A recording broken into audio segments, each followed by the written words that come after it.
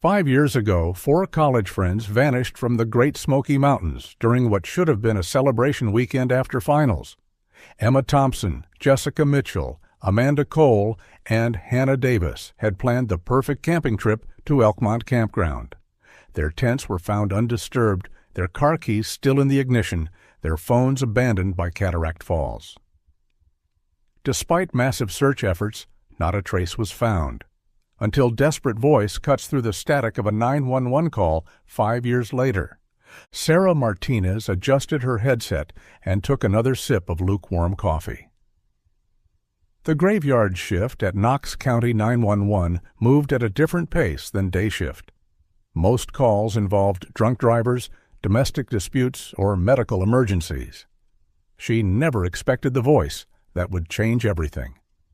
Knox County 911, what's your emergency? Silence stretched across the line. Sarah checked her screen. The call registered, but no one spoke. Hello? Knox County 911. Do you need help? A whisper broke through the static. Female, terrified. Help, please. The line went dead. Sarah stared at her screen. 5 years of dispatch experience taught her to distinguish genuine distress from pranks. This call carried weight, fear, desperation. She immediately began the trace protocol, fingers moving across her keyboard with practiced efficiency.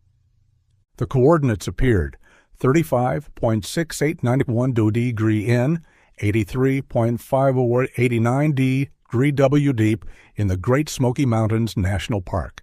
Sarah's stomach dropped. She knew those coordinates. Every dispatcher in East Tennessee knew them. Rachel Harper's phone buzzed against her nightstand. She reached for it without opening her eyes, muscle memory from 15 years of law enforcement taking over. Harper. Detective, this is Sarah Martinez at dispatch. We just received a call that traced to coordinates you flagged 5 years ago. Harper sat up, instantly alert. Say that again. Female voice said, help please. Then the line cut. Call traced to 35.6891 degree N, 83.5489 degree W. The coordinates burned in Harper's memory. She'd visited that general area dozens of times during the initial search. Remote backcountry in the Smokies where 4 college girls had vanished without explanation. I'm on my way.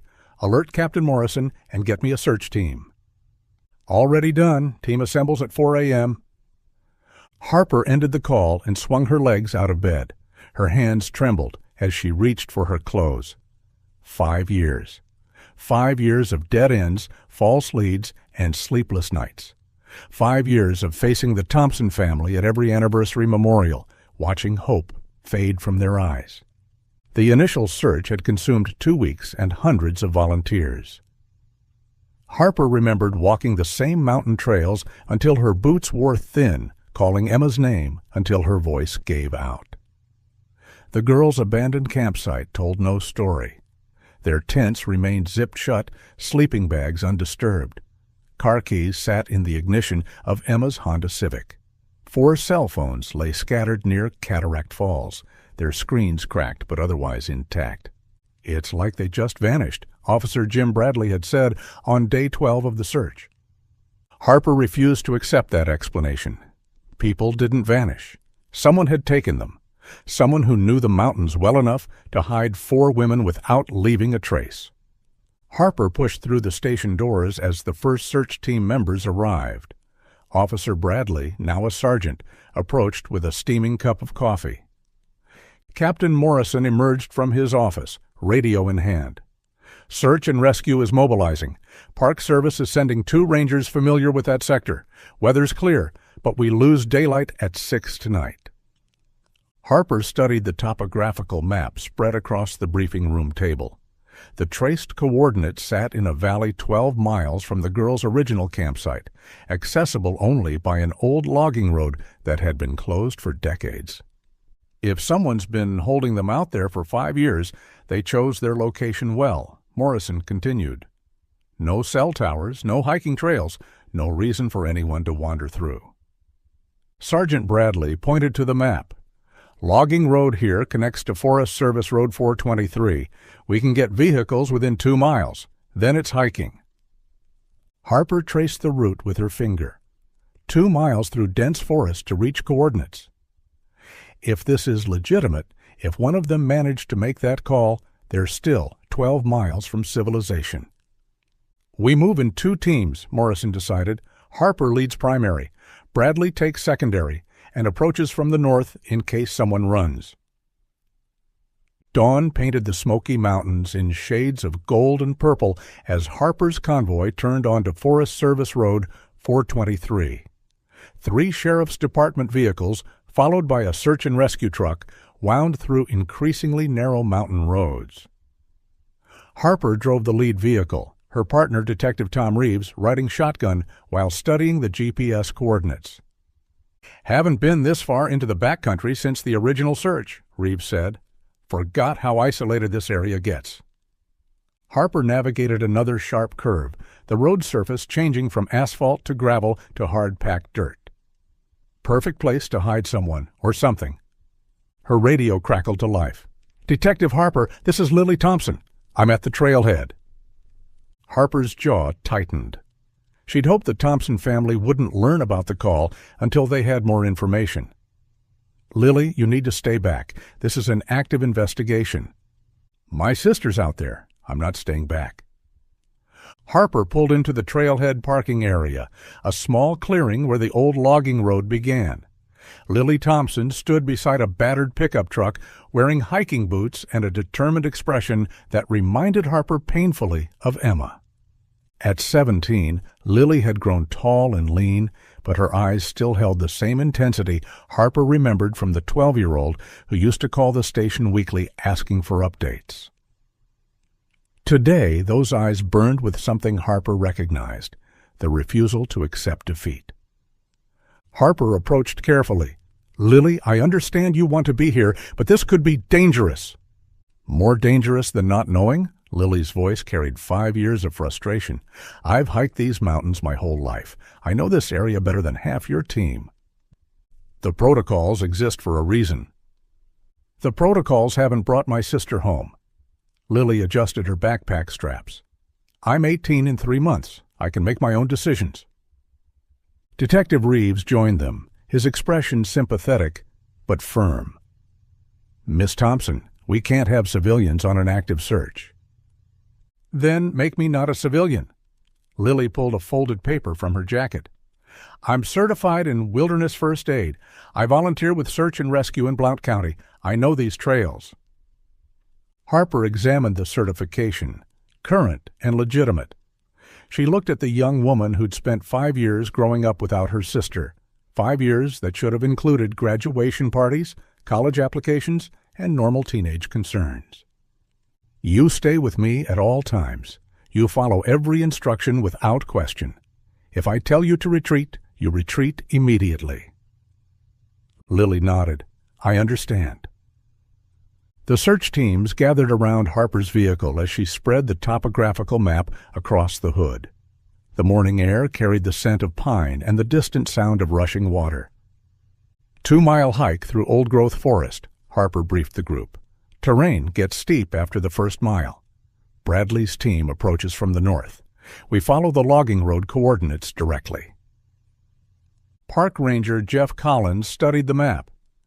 "This road hasn't seen maintenance since the 70s. Expect fallen trees, washouts, and heavy undergrowth." "Recent weather?" Harper asked. "Dry spell. Creek beds should be passable." Collins traced the route with his finger. "Water sources here and here if we need them." The teams distributed radio frequencies and emergency protocols. Harper checked her weapon, flashlight, and first aid kit. Beside her, Lily performed the same equipment check with practiced efficiency. They began the hike single file, Harper leading with Lily close behind. After 30 minutes, Harper noticed the tire tracks. She raised her hand, stopping the column. "Someone's been through here recently," Harper whispered into her radio. Detective Reeves knelt beside the tracks. Vehicle size suggests a truck or SUV, heading deeper into the mountains. Lily crouched next to the impressions, her face pale. "These are fresh, maybe a day or two old." Harper felt her pulse quicken. After 5 years of cold leads, they'd found evidence of recent activity in one of the most remote areas of the Smokies. The tire tracks continued ahead, following the old logging road toward the coordinates. The team resumed hiking with increased caution. The forest grew denser as they gained elevation. Ancient rhododendron bushes created natural walls on both sides of the overgrown road. Harper paused frequently to check her GPS and radio their position to Bradley's team. 1 mile to coordinates, she reported. The cabin materialized through the trees like something from another century. Harper raised her fist, stopping the team as they crested a small ridge overlooking a hidden valley. Below them, a weathered log structure sat in a clearing barely visible from their position. "Contact," Harper whispered into her radio. "Structure in sight at coordinates." The building looked abandoned from a distance, but Harper's trained eyes caught details that raised her pulse. A metal roof showed recent patches. The front door stood slightly ajar. Most telling, the tire tracks they'd followed terminated in a muddy area beside the cabin. "No movement visible," Detective Reeves reported, scanning the structure through binoculars. Harper studied the surrounding terrain. The cabin occupied a natural depression surrounded by dense forest on 3 sides and a steep ridge to the north. Someone had chosen this location carefully. Hidden from aerial view, accessible only by the logging road, and defensible if necessary. "Bradley, what's your position?" Harper radioed. "North Ridge, 100 yards from your location. No activity from this angle." Harper made the tactical decision. "We approach from the east. Reeves takes point. Lily, you stay here with Thompson until we clear the structure." "No." Lily's voice carried absolute determination. "If Emma's in there, I'm not waiting on a ridge." "This isn't negotiable." "Then arrest me." Lily started down the slope. "But I'm going to that cabin." Harper cursed under her breath. The Thompson family's stubbornness had become legendary over 5 years of investigation. She grabbed Lily's arm, stopping her advance. "Behind me. Touch nothing. Speak only if I ask you a direct question." They descended toward the cabin in tactical formation. Harper led with her weapon drawn, followed by Reeves, then Lily, with 2 search and rescue volunteers bringing up the rear. The forest remained eerily quiet except for their footsteps on the thick carpet of fallen leaves. At 50 yards, details became clearer. The cabin was larger than it appeared from the ridge, with a stone chimney and 2 small windows facing their direction. The front door hung open approximately 6 inches, revealing darkness beyond. Harper's radio crackled. "Movement inside," Bradley reported from his position. "Someone just passed by the north window." The team froze. Harper felt her heart rate spike. "Positions," Harper commanded. The team spread into a semicircle around the cabin's front entrance. "Knox County Sheriff's Department," Harper called out. "We need to speak with anyone inside the building." Silence answered her. Harper tried again, louder. "This is Detective Harper with Knox County. We're here to help. Please come to the front door with your hands visible." Still nothing. Harper made eye contact with Reeves, who nodded and began moving toward the cabin's left side. She followed the established entry protocol, approaching the front door at an angle that minimized exposure to the windows. The smell hit her first. Unwashed bodies, stale food, and something else she couldn't identify. Human habitation in poor conditions. Harper's training told her to proceed with extreme caution, but 5 years of searching for these women demanded action. She pushed the door open with her foot, weapon ready. The interior revealed itself in the shaft of daylight that fell through the doorway. A single room with a stone fireplace, minimal furniture, and evidence of recent occupation. Dirty dishes sat on a makeshift table. Blankets lay scattered across the floor. But no people. "Clear front room," Harper reported, stepping inside. The cabin felt larger inside than outside appearances suggested. A narrow hallway led to what appeared to be a back room. Harper noticed details that made her stomach clench. Heavy bolts on the inside of the front door, bars welded across the windows, and metal rings bolted to the wall at waist height. "Harper!" Reeves's voice carried urgency from somewhere behind the cabin. You need to see this." Harper backed out of the cabin, maintaining visual contact with the interior until she reached the doorway. She found Reeves standing beside what looked like a root cellar entrance built into the hillside behind the cabin. "Door's been forced open from the inside," Reeves said, pointing to the splintered wood around the lock mechanism. "Recently." Harper examined the damage. Someone had broken out of the underground space, not in. The metal door hung at an awkward angle, its hinges bent from internal pressure. Lily appeared at Harper's shoulder. "What is it?" "Stay back." Harper aimed her flashlight into the darkness beyond the broken door. The beam revealed a narrow staircase descending into an underground room. Harper's light caught glimpses of mattresses, more metal rings in the walls, and personal belongings scattered across the floor. "Someone was definitely held here," Harper said into her radio. "Multiple people, for an extended period." She began the descent, each step creaking under her weight. The underground room measured approximately 12 by 20 feet, with a ceiling just high enough for an average person to stand upright. 4 mattresses occupied different corners, each with restraints attached to the wall above. Personal items lay scattered throughout the space as if dropped during a hasty evacuation. Women's clothing, toiletries, books, and magazines. Harper photographed everything before touching anything, but her eyes kept returning to one item that made her breath catch. A silver chain lay tangled in the bedframe closest to the stairs. Harper knelt for a closer look, her flashlight revealing the distinctive compass pendant that hung from the necklace. "Lily," Harper called upward, "I need you to look at something." Lily descended the stairs, her face pale in the flashlight beam. Harper pointed to the necklace without touching it. "Do you recognize this?" Lily's intake of breath was audible. She reached toward the necklace, then stopped herself.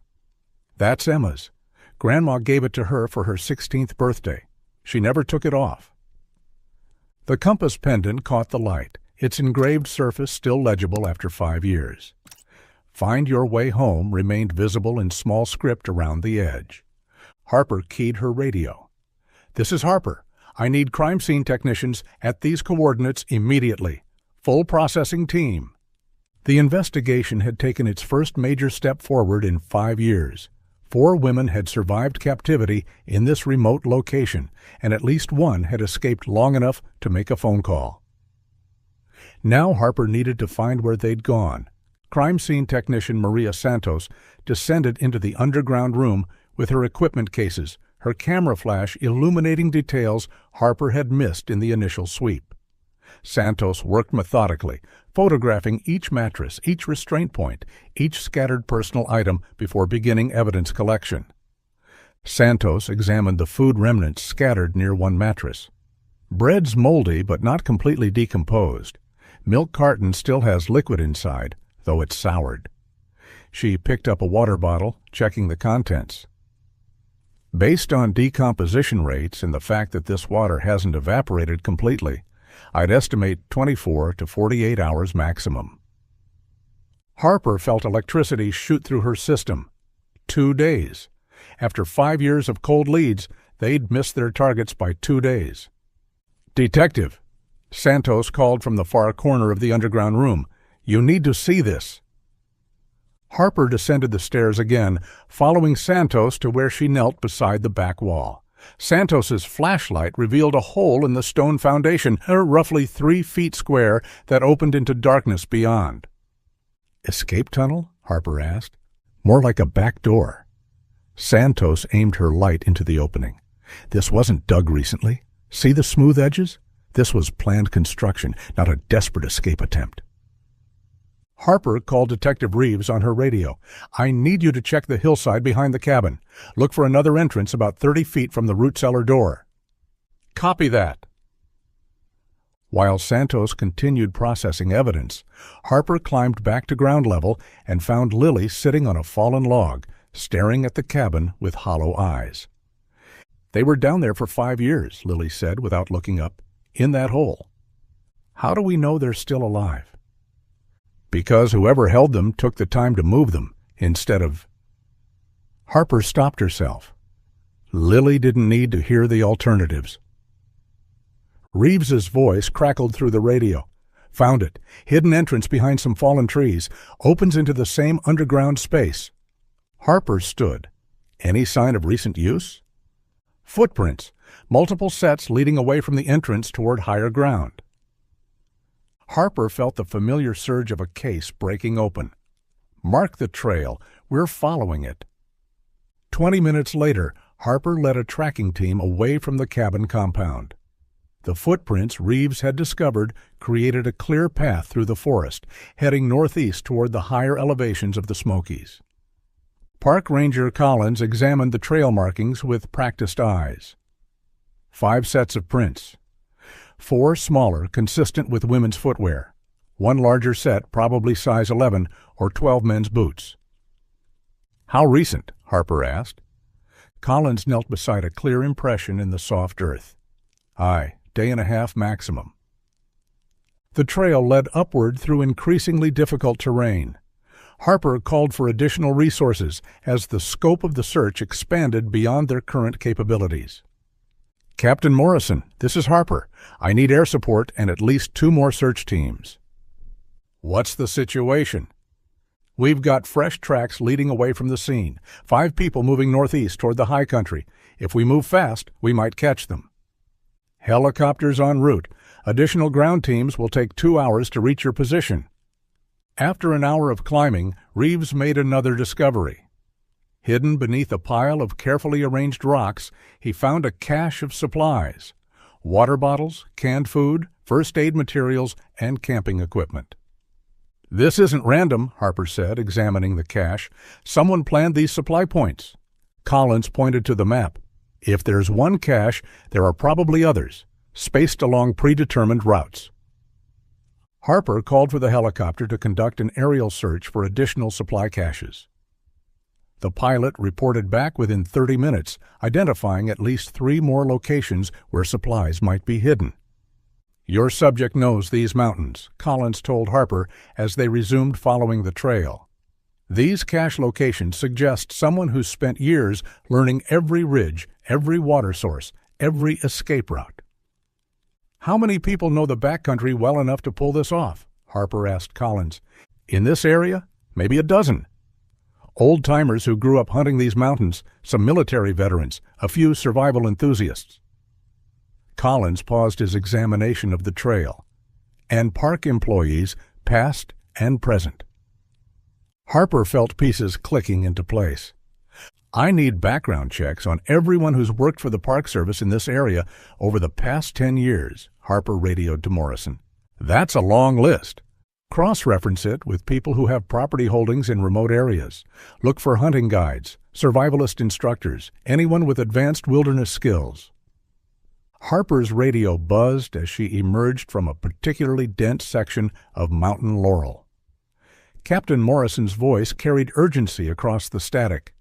Harper, I've got preliminary results on those background checks.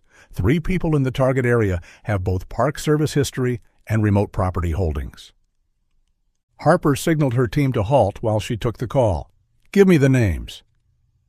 Marcus Webb, retired park ranger, owns 40 acres off Pine Mountain Road. Sarah Chen, current seasonal employee, has family property near Cataract Falls. And Dale Emerson, former seasonal worker, owns multiple parcels throughout the backcountry. Send me everything you have on all 3. Photos, employment records, property locations. Harper studied her map while waiting for the information download. The trail they'd been following headed northeast, toward Pine Mountain Road and the general area where all 3 suspects own property. Detective Reeves approached with his own radio update. Helicopter spotted movement 2 miles ahead, multiple individuals moving through a clearing near elevation marker 4,200. Harper felt her pulse quicken. How many? Pilot counts 5 figures, moving in single file toward the ridgeline. The chase had become a pursuit. Morrison, I need someone to start canvassing the local communities. Talk to people who've lived here long enough to know the mountain residents. I want to know which of our 3 suspects has been acting strangely. already on it. Deputy Williams is starting with the Gatlinburg area, working outward. Harper made the tactical decision to continue following the trail while gathering intelligence. Her team had momentum and daylight, but she needed to know what they were walking into. An hour later, Deputy Williams's voice came through the radio with the first breakthrough. Harper, I just finished talking to Betty Caldwell, runs the general store in Elkmont. She remembers Dale Emerson coming in regularly until about 5 years ago. Then his visits became sporadic. Strange thing is, he started buying supplies in bulk. Canned goods, batteries, camping equipment, always paid cash. Harper checked her downloaded files.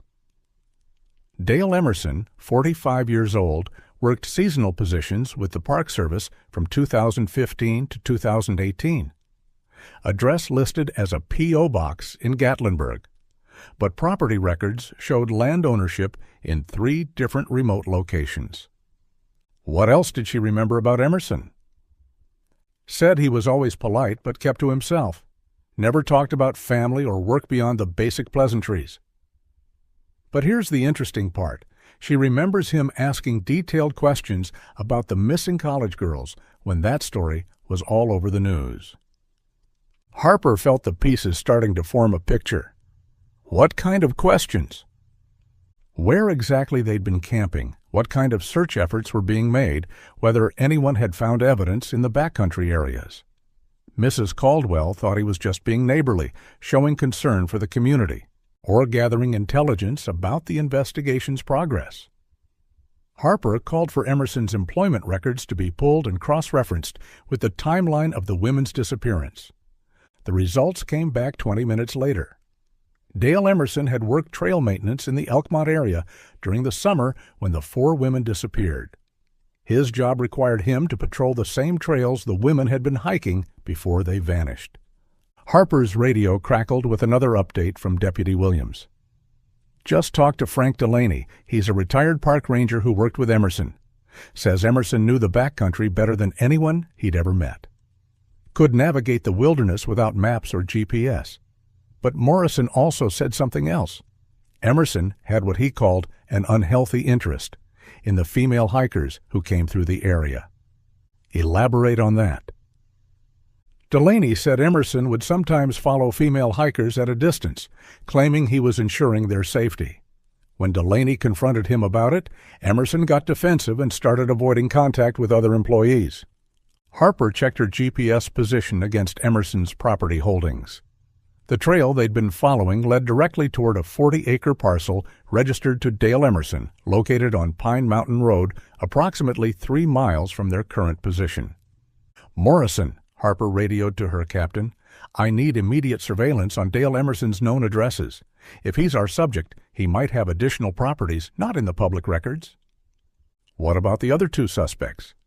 Keep checking, but focus resources on Emerson.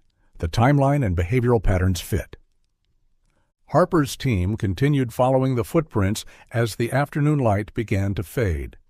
The trail led them across Pine Mountain Road, confirming they were heading toward Emerson's property. But Harper also noticed something that made her increase caution. The footprints showed signs of fatigue. The women were struggling to keep pace. Deputy Williams called back with additional intelligence from his canvassing efforts. Harper, I found someone who's seen Emerson recently. Local hunter named Jack Stevens says he spotted Emerson 3 days ago, driving an old blue pickup truck on one of the Forest Service roads. Stevens thought it was odd because Emerson had a woman in the passenger seat, and Stevens had never seen Emerson with company before. Did Stevens get a good look at the woman? Said she appeared to be sleeping or unconscious. Didn't think much of it at the time, figured maybe Emerson was giving someone a ride. But looking back, Stevens said something felt off about the situation. Harper felt the case solidifying around Dale Emerson. The timeline matched, the location was correct, and witness reports confirmed recent activity. But she also realized they were walking into a confrontation with someone who knew the terrain better than anyone on her team. All units, we're now treating this as a pursuit of armed and dangerous suspect Dale Emerson. Approach with extreme caution. Subject has extensive wilderness survival skills and intimate knowledge of local terrain. As Harper's team crested the next ridge, they could see smoke rising from a chimney in the valley below. A small cabin sat nestled among the trees, with what appeared to be several outbuildings scattered around the property. Dale Emerson's registered address lay directly ahead. Harper lowered her binoculars after studying the compound below. 3 structures occupied the cleared area: a main cabin with smoke rising from its chimney, a smaller outbuilding that looked like a workshop, and what appeared to be a storage shed. A blue pickup truck sat parked beside the main cabin. "That's the vehicle Stevens described," Detective Reeves said, checking his own binoculars. Harper keyed her radio. "Morrison, I need everything we have on Dale Richard Emerson. Full background, criminal history, military service, anything that explains his survival skills." The response came back within minutes. Emerson, Dale Richard, born March 15, 1978. Army veteran, served 2 tours in Afghanistan as a combat engineer. Specialized in remote area operations and improvised fortifications. Honorable discharge in 2010. Any criminal record? Clean sheet until 2019. Arrested for stalking in Blount County. Charges dropped when the victim declined to testify. Restraining order filed and then withdrawn 6 months later. Harper felt the familiar chill of a pattern emerging. "Property records show 3 parcels registered to Emerson," Morrison continued. "The current location, plus 2 others, deeper in the National Forest. All purchased with cash between 2015 and 2018. Harper studied the terrain around Emerson's compound. He'd chosen the location strategically. The cabin sat in a natural depression surrounded by higher ground, providing concealment from aerial observation. Multiple ridges offered escape routes in different directions. The nearest neighbor lived over 2 miles away.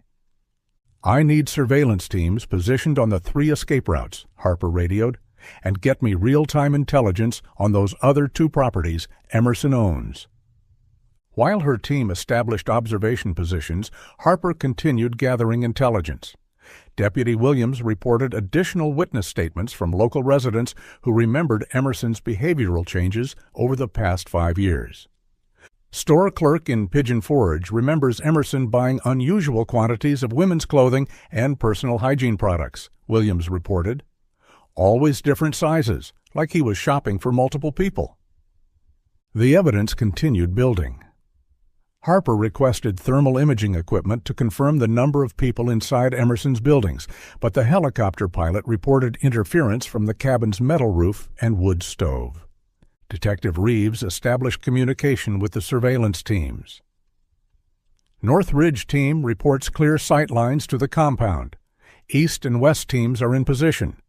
No movement observed from any of the buildings. Harper checked the time. 4 hours of daylight remained. Enough time to establish a perimeter and plan an approach, but not enough for an extended siege if Emerson decided to fortify his position. "Morrison, what's the legal situation for approaching the property?" "We've got exigent circumstances based on the kidnapping and immediate danger to the victims. You're authorized to enter the property to preserve life." Harper made the tactical decision to move closer for direct observation. She selected 2 team members to accompany her, while the others maintained overwatch positions. The approach required 30 minutes of careful movement through dense forest. Harper's team reached a ridge approximately 200 yards from the compound, close enough to observe details through binoculars. A male figure passed by the front window twice, moving between rooms. The figure matched Dale Emerson's physical description from his Park Service employment records. "I've got positive identification on Emerson," Harper reported.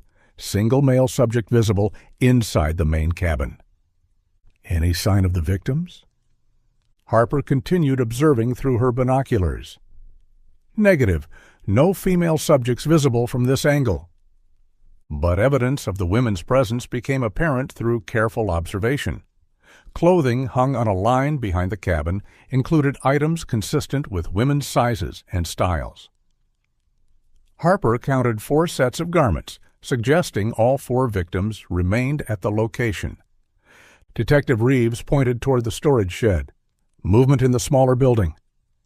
Harper shifted her binoculars to the shed. Through a partially open door, she caught a glimpse of blonde hair and what appeared to be a woman's arm before the figure moved out of sight. Contact confirmed.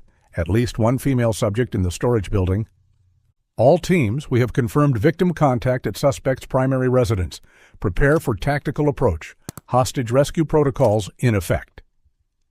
Detective Reeves monitored radio communications from the surveillance teams positioned around the compound's perimeter. Each team reported their assigned escape route secured, creating a tactical containment that would prevent Emerson from disappearing into the wilderness again. Thermal imaging shows 5 heat signatures, reported the helicopter pilot during his third reconnaissance pass. 4 concentrated in the storage building, 1 moving between the main cabin and workshop. Harper studied the compound layout through her spotting scope. The storage building that held 4 heat signatures sat approximately 50 yards from the main cabin, connected by a well-worn path. If those 4 signatures represented the missing women, they were being held separately from Emerson's primary living space. As darkness approached, Harper made tactical decisions based on 48 hours of observation. The storage building is our primary objective, Harper briefed her team via radio. Thermal imaging confirms 4 individuals inside, consistent with our missing victims.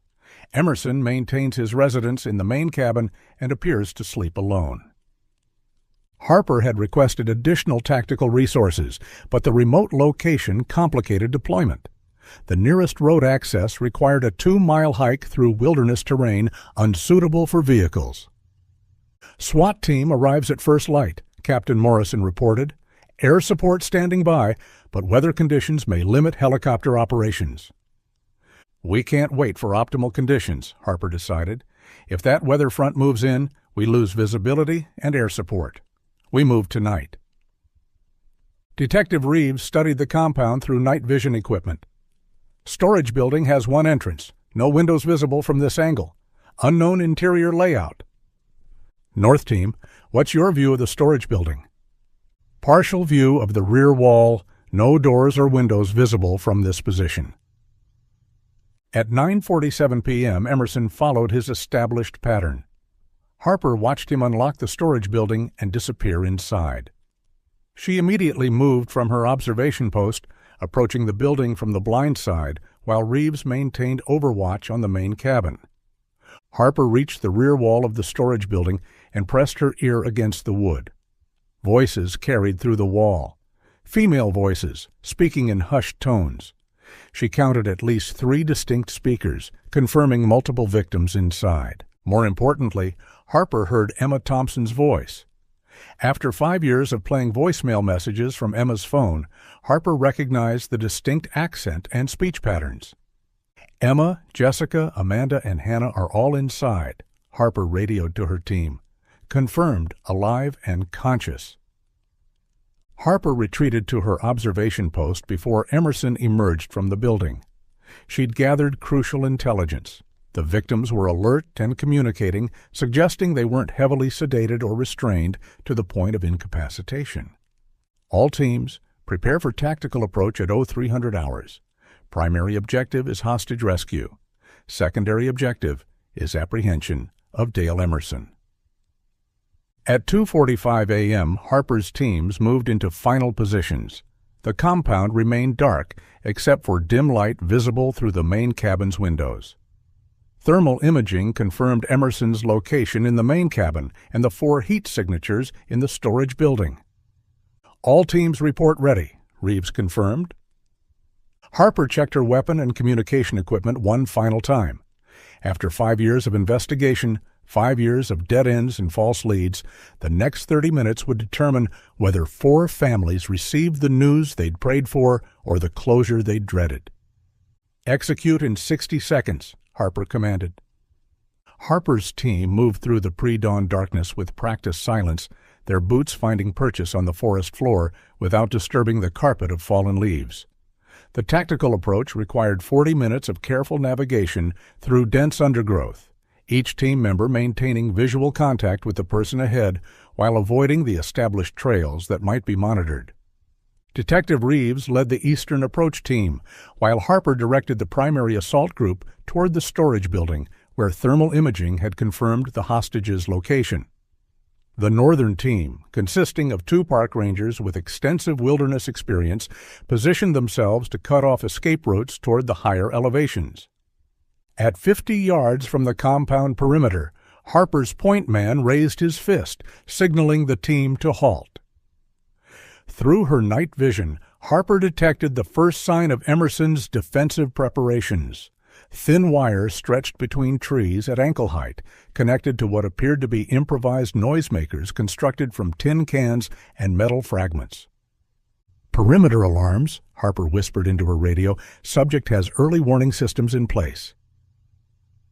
The wire network extended in a rough circle around the compound, positioned to detect anyone approaching through the forest. "This isn't just paranoia," Harper radioed to Captain Morrison. "Emerson has constructed a sophisticated early warning network. He's been expecting someone to find him." "Can you bypass the systems?" "We're through the perimeter, but he's going to know we're here soon." Harper's assessment proved accurate.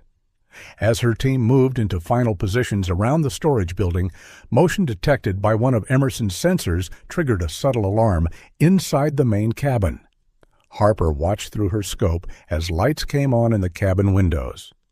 Dale Emerson appeared in the doorway of the main cabin 30 seconds later, carrying a hunting rifle and scanning the forest with obvious alertness. He'd detected their presence despite their careful approach. "Subject is aware of our position," Harper reported. Emerson advanced to a position behind his pickup truck, using the vehicle as cover while maintaining visual contact with both the storage building and the approaches from the forest. "All teams hold position," Harper commanded. "We're moving to negotiation phase." "Dale Emerson," Harper called out through her electronic megaphone, "this is Detective Rachel Harper with Knox County Sheriff's Department. I need to speak with you." Emerson's head turned toward Harper's voice, but he maintained his position behind the truck. He shouted back across the compound without using any amplification. "You're on private property. You have no authority here." "Dale, we're here about Emma Thompson, Jessica Mitchell, Amanda Cole, and Hannah Davis. We know they're here. We want to resolve this peacefully." Emerson disappeared behind the truck for several seconds before reappearing with what looked like a cell phone. He held the device to his ear briefly, then shouted back to Harper, "I don't know what you're talking about. There's no one here but me." "Dale, we found the cabin where you held them for 5 years. We have Emma's necklace and evidence from the underground room." "You don't understand the situation," Emerson called back. "They're not prisoners. They chose to stay." "If that's true, then let us speak with them. Let them tell us they want to stay." "They're sleeping. I won't disturb them for your convenience." Through her scope, Harper could see movement in the storage building windows. The hostages were awake and aware of the commotion outside. She needed to maintain pressure while avoiding actions that might cause Emerson to harm the women. "Dale, we have teams positioned around your property. There's no way out of this situation except through conversation. Let's work together to resolve this safely." Emerson raised his rifle again, not aiming at Harper's position, but resuming a ready stance. "You're the ones creating danger here. I've lived peacefully in these mountains for years." Harper realized the negotiation was reaching a critical point. "All teams prepare for dynamic entry," Harper whispered into her radio. "Subject appears unstable and may escalate without warning." "East team, create distraction on my mark. North team, be ready to intercept if subject attempts escape. Primary team moves on the storage building when distraction begins." Detective Reeves acknowledged from his position on the compound's eastern perimeter. His team had positioned themselves with clear sight lines to the main cabin, allowing them to create a diversion that would draw Emerson's attention away from the storage building. Distraction in 3, 2, 1, execute.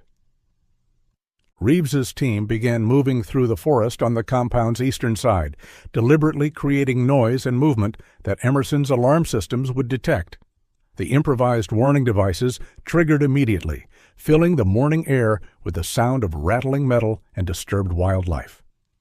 Emerson spun toward the eastern tree line, raising his rifle and scanning for targets. The distraction worked exactly as Harper intended, pulling his attention away from the storage building where the hostages were being held. Harper led her three-person team out of concealment, sprinting across the open ground toward the storage building. The structure appeared to be a converted equipment shed, approximately 20 feet long and 12 feet wide, with a single entrance secured by a heavy padlock. "Bolt cutters," Harper whispered to Officer Martinez, who immediately began working on the lock mechanism. Through the building's single window, Harper could see movement inside. 4 women sat on makeshift bedding, their faces turning toward the window as they heard activity outside. Harper recognized Emma Thompson immediately, despite 5 years of captivity and obvious weight loss. The bolt cutters severed the padlock with a sharp crack that seemed impossibly loud in the morning stillness. Harper pulled the door open and stepped inside, weapon drawn but lowered. "Emma, Jessica, Amanda, Hannah. I'm Detective Harper with Knox County Sheriff's Department. We're here to take you home." The 4 women stared at Harper with expressions that mixed hope, fear, and disbelief. They'd been living in captivity for so long that the concept of rescue seemed impossible to process immediately. Emma Thompson found her voice first. "Is this real? Are you really police?" "This is real. We're getting you out of here right now." Harper quickly assessed the women's condition. All 4 appeared malnourished and showed obvious signs of long-term stress, but they were conscious, mobile, and responsive. No immediate medical emergencies that would complicate evacuation. "Can you walk? Can you move quickly if necessary?" "Yes," Amanda Cole answered, struggling to her feet. "We can move." Harper's radio crackled with urgent updates from the distraction team. "Primary subject is moving toward your location. Distraction is no longer effective." "Get them out now," Harper commanded Martinez and Officer Daniels. "Move toward the tree line. Establish security perimeter." Harper remained in the doorway as her team evacuated the 4 women, providing cover in case Emerson reached them before they could clear the compound. Emma Thompson paused as she passed Harper. "He said no one would ever find us. He said we'd been forgotten." "You were never forgotten. Your sister Lily never stopped looking for you." The mention of Lily brought tears to Emma's eyes, but Harper had no time for emotional processing. Emerson was closing the distance rapidly, and Harper needed to establish defensive positions before he arrived. "Move, move, move," Harper urged the group toward the forest cover. Emerson appeared around the corner of the main cabin as Harper's team reached the tree line with the 4 women. He raised his rifle when he saw the rescue in progress, but Harper had anticipated this moment. "Drop your weapon, Dale. It's over. The women are safe." Instead of surrendering, Emerson made a decision that surprised Harper.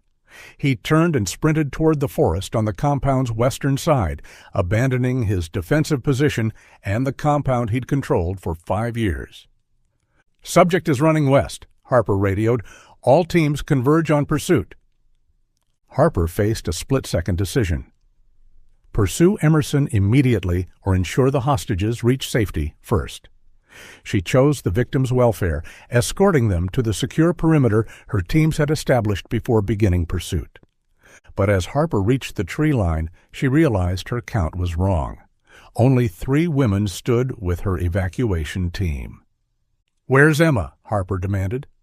Jessica Mitchell, still processing the shock of rescue, pointed toward the forest where Emerson had disappeared. "He grabbed her. When we were running, he came back and grabbed her." Harper felt ice in her veins. "Martinez, escort these 3 to the road and wait for medical support," Harper commanded. "Reeves, with me. We're going after Emerson." The pursuit began immediately. "He's heading for the high country," Reeves observed, studying the direction of the tracks. Harper checked her GPS and compared their heading to the topographical map. Emerson was moving towards some of the most remote wilderness in the eastern United States, areas where search and rescue operations became exponentially more difficult. The pursuit continued for 2 hours across increasingly treacherous terrain. Harper's team followed a clear trail of broken vegetation and footprints in the soft earth, but Emerson maintained his lead despite carrying a hostage. At 10:30 a.m., Harper's radio brought news that changed the dynamic of the pursuit. "Primary, this is air support. I have visual contact with 2 individuals moving along the ridgeline approximately 1 mile ahead of your position." "Can you maintain visual contact?" "Affirmative. Subjects are moving toward what appears to be a cliff overlook. Limited escape routes from that position." Harper increased her pace, realizing Emerson was inadvertently moving into terrain that would limit his options. The ridgeline he was following terminated at a dramatic cliff overlooking the valley below, a geographic dead end that would force a confrontation. 20 minutes later, Harper emerged from the forest onto the rocky outcrop where Emerson had made his final stand. He stood 30 feet away, holding Emma Thompson in front of him while pointing his rifle toward Harper's position. "Stay back," Emerson shouted across the distance. "I'll take her with me before I let you destroy what we've built." "Dale, you're at the end of the trail. There's nowhere left to run. Let Emma go, and we can work this out." "Work what out? You've destroyed everything. 5 years of taking care of them, protecting them from the world, and you've ruined it all." Emma Thompson chose that moment to act. She drove her elbow backward into Emerson's ribs with enough force to break his grip, then dove toward the ground as Harper and Reeves moved forward simultaneously. Emerson raised his rifle toward Harper, but Detective Reeves tackled him before he could aim. The weapon discharged harmlessly into the air as both men crashed to the rocky ground near the cliff's edge. Harper reached Emma first, helping her to her feet and checking for injuries. "Are you hurt?" I'm okay. Emma looked toward the struggle between Reeves and Emerson. Harper secured Emerson's rifle while Reeves applied handcuffs. "Dale Richard Emerson, you're under arrest for kidnapping, unlawful imprisonment, and assault," Harper recited. "You have the right to remain silent." The 5-year case was closed. Harper supported Emma Thompson as they made the difficult hike back toward the compound, Reeves escorting the handcuffed Dale Emerson behind them. The adrenaline of the confrontation was wearing off, replaced by the careful process of securing evidence and ensuring the victims received appropriate medical care. At the compound, paramedics had established a treatment area where Jessica Mitchell, Amanda Cole, and Hannah Davis received initial medical evaluation. "Emma," Jessica called out when she saw Harper and Emma emerging from the forest. "Thank God you're safe." The reunion between the 4 women provided Harper with her first glimpse of the psychological bonds they'd developed during their captivity. Despite the trauma they'd endured, they'd maintained relationships that had helped them survive. Emma hugged each of her fellow captives, tears streaming down her face. "I thought he was going to kill me. I thought I'd never see any of you again." "We're all going home," Amanda said, her voice breaking with emotion. "We're all going home." Dale Emerson sat in the back of a sheriff's department vehicle, his military bearing finally broken by the reality of capture. Harper stood outside the hospital room where Emma Thompson was being examined, watching through the observation window as doctors conducted their evaluation. Emma appeared remarkably resilient considering her ordeal, answering questions clearly and maintaining composure despite 5 years of trauma. "Detective Harper?" Harper turned to find Lily Thompson approaching down the hospital corridor, accompanied by their parents. "Is she really okay?" Lily asked, her voice barely above a whisper. "She's alive. She's safe. The doctors say she's going to recover fully." Lily's composure finally broke. 5 years of hoping, searching, and refusing to give up hope culminated in tears that wouldn't stop flowing.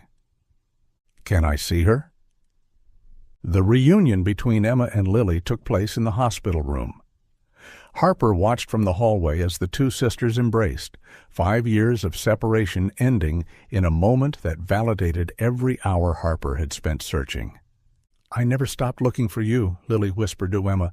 "I never gave up." "I know. I always knew you'd find me somehow." Dale Emerson's confession provided details that helped Harper understand the full scope of the crime.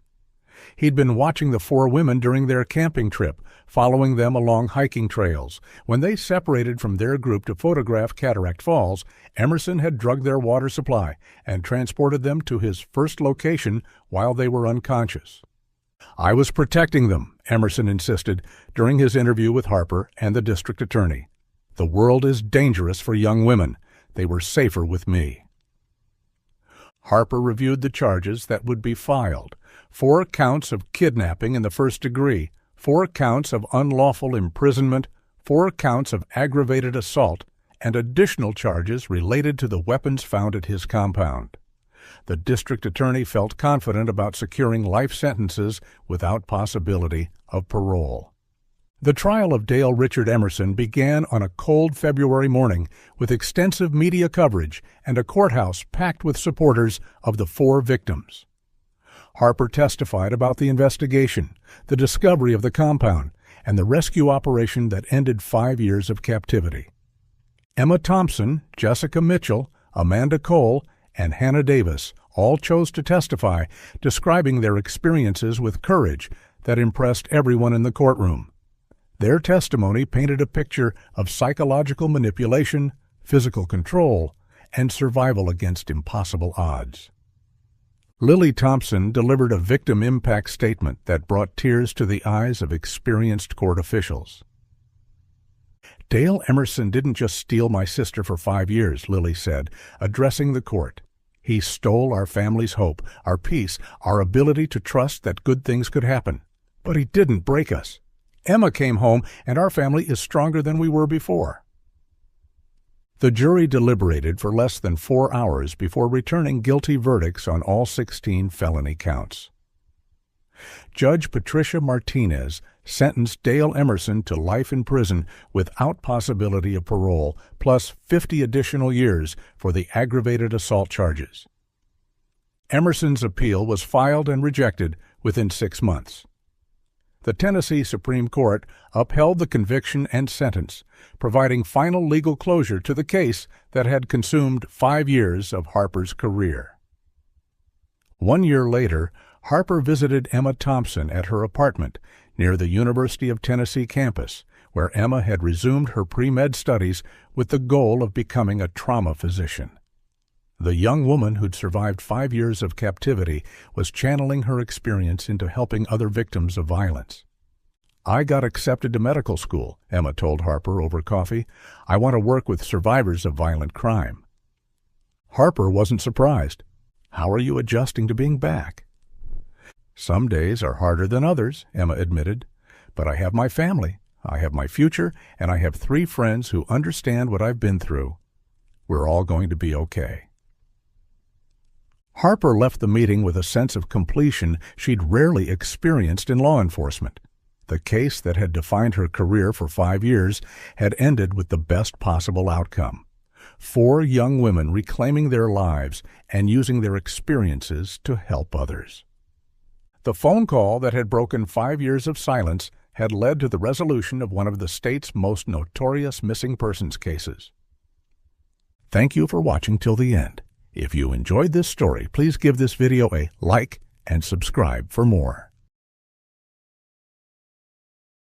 And that wraps up today's story. Now we want to hear from you. Where are you watching from? Drop your city or country in the comments, and let's see how far these stories reach. If this story moved you or gave you chills, give it a like, share, and subscribe for more powerful stories. One last thing, rate the story from 1 to 10 in the comments. Your feedback helps us bring you even better ones next time. Thanks for watching. We appreciate you being part of this storytelling journey.